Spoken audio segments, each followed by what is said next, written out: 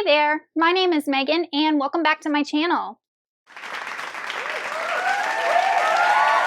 Today I'm going to be doing a review for The Martyr by Anthony Ryan. But before we go ahead and get on into the review, if you are not already subscribed to my channel, please go ahead and hit that subscribe button as well as the little bell icon so you can be notified every time I post new bookish content.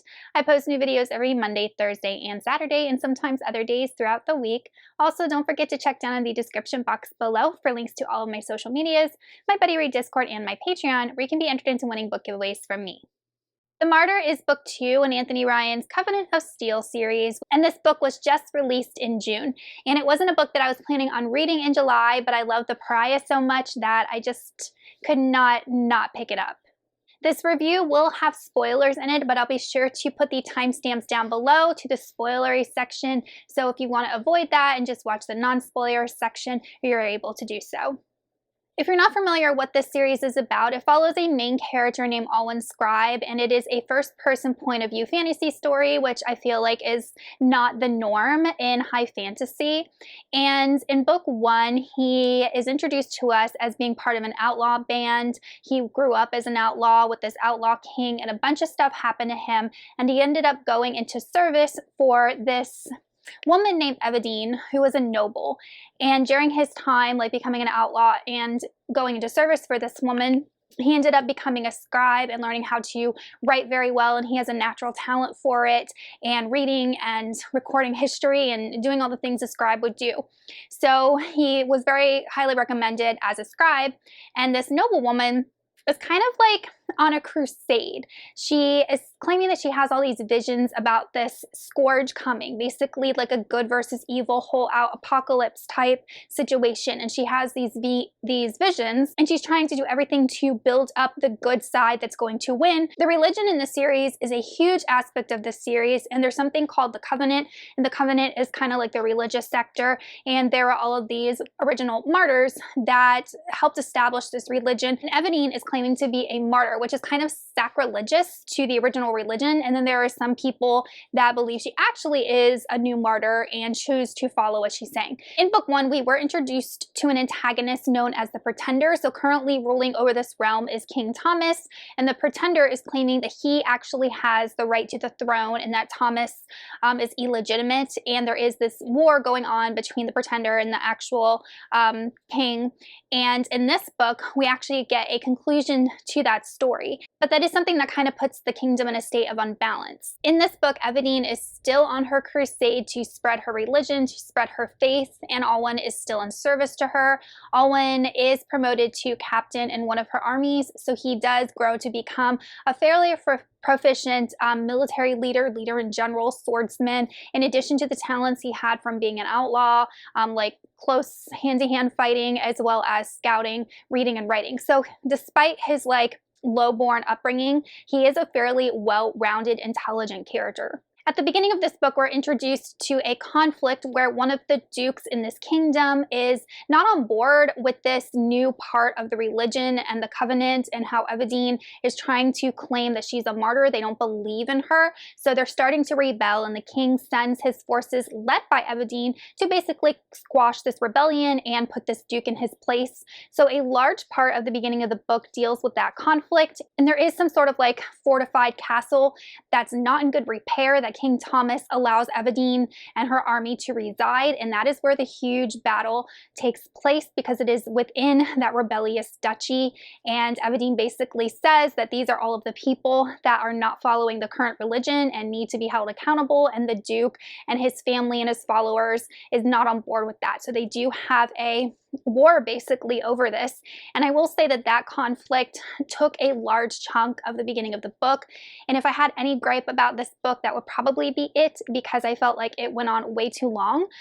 It might have been Anthony Ryan's way to help develop Alwyn with regards to his battle skills and becoming a captain in an army, but trust me, that conflict is resolved eventually. And towards the middle of the book, we have a part where Alwyn does get to the Seraph lands, and the Seraph lands are where all of the supposed magical people reside. He had interactions with a Seraph Witch in book 1, which carries on into book 2. This is a low magic fantasy series in my opinion, and there is only a, I think, small portion of the book that's dedicated to the fantastical elements, and that is when Alwith is dealing with the Seraph and kind of learning about how they use magic, how it's imbued within them.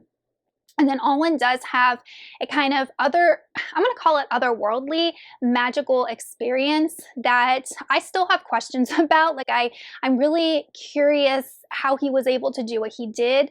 Anthony Ryan just kind of like threw that in there and then didn't explain it. And I think that will be explained as the series continue. I don't know if Alwyn has magical abilities or not, or I don't know how this happened, but he did have like a magical experience that was really interesting. And then the latter half of the book, once again, we are back into the military, the battle, the war, the strategy, the politics. And this conflict has to do with the Pretender, which is the antagonist from book 1, and the Pretender shows back up once again, challenging King Thomas's legitimacy to the throne, and they have a battle, and there is a resolution to that conflict as well. And now the conflict that was introduced at the end of this book actually has to do with like a balance of power between the crown and the covenant, which are the religious leaders, and they are not on board with Evadine's claim to be a risen martyr. They are not on board with the amount of followers that she has gathered. They think that she is getting too powerful and that she is lying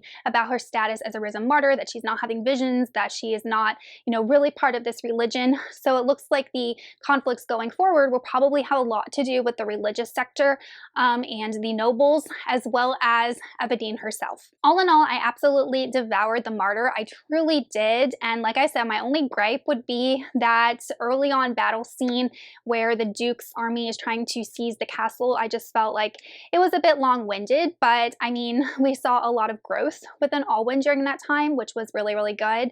And then obviously, like I said, the magical, fantastical elements, I would have liked a little more time with, a little more explanation, maybe a little more presence in the book, but definitely kept my interest, and I'm so excited for book 3. Now I'm going to be talking about some spoilery aspects to this book. There's really no rhyme or reason. These are just some thoughts that I had. So to begin, I thought it was really ironic that the Pretender actually was the legitimate heir to the throne. And we know from the previous book, The Pariah, that King Thomas was a bastard child and he wasn't actually the king's son, and he really had no claim to the throne. And then the Pretender ended up dying, even though he was the rightful heir, and Alwyn knew this.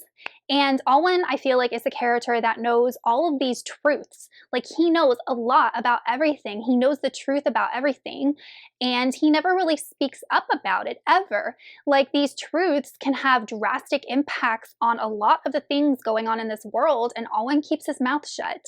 And I am just wondering when that's going to change, like when he's going to, I guess, grow a spine and decide to maybe use his knowledge to change things for the better. I feel like he either doesn't know what to do or he's kind of just going with the flow, but he could have easily changed the course of this novel by putting the Pretender on the throne, and he didn't.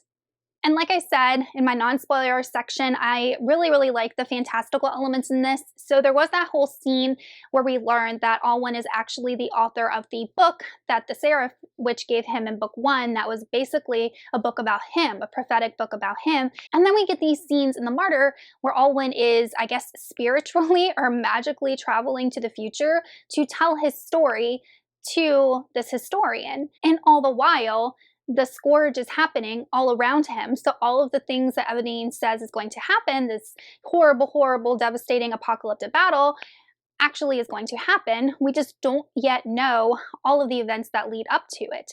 And there is a lot of foreshadowing, but, we don't yet know. So I don't know how Alwyn is able to travel to the future.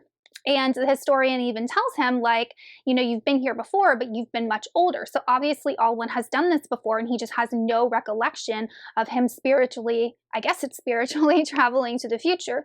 So there was just a lot of fantastical elements that Anthony Ryan introduced that weren't explained, and I'm really curious to see how he expands on them in the next book. And then literally at the end of the book, the last line at the end of the book says that Evadine is working for the Malachite, which is essentially the bad people. So she says that there's going to be an apocalypse between the Seraphil and the Malachite.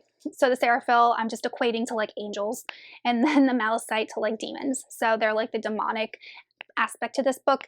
And, you know, that absolutely makes sense. And here's why. So if you think about people who are actually legitimately following a religion that preaches peace, they're not going to lead wars and battles and condemn people to death. So think about like Jesus, think about Mother Teresa, think about Martin Luther King Jr. You know, all of those people preached peace and love and camaraderie, and they didn't kill anybody. But then you have Evadine, who's preaching these things and then literally goes out and kills people herself. So right away, I feel like she's a walking contradiction. So when that revelation came at the end of the book, I'm like, you know, I should have seen that coming, because I don't really see her as a religious person who wants to bring about goodness and peace to the realm, because she's not showing that to other people. And then that kind of makes me think, well, has she been lying about these visions the whole time? Which is something that I have been questioning since book 1. Is she crazy? Is she possessed? Is she actually not a person, but a demon? And then we have the perspective romance between Alwyn and Evadine, which is something I wasn't sure if Anthony Ryan was going to do, because in book 1, I thought maybe, but then it just seemed like they had a like platonic relationship and she just really trusted him. But then at the end of the second book, you know, they're all like tearing each other's clothes off. So I don't really know how Alwyn's going to handle that, because he knows, once again, the truth that she's working for the Malicite, but he's not addressing it or doing anything about it. So there's a lot of questions to be answered and ideas to be explored in the third book, but those are just some of the things that stood out to me in this book. All right, you guys, that is it for my review of The Martyr by Anthony Ryan. I absolutely loved it, and I gave it 5 out of 5 stars. Let me know in the comments if you've read this or any other of his books, and I will see y'all in another video soon. Goodbye.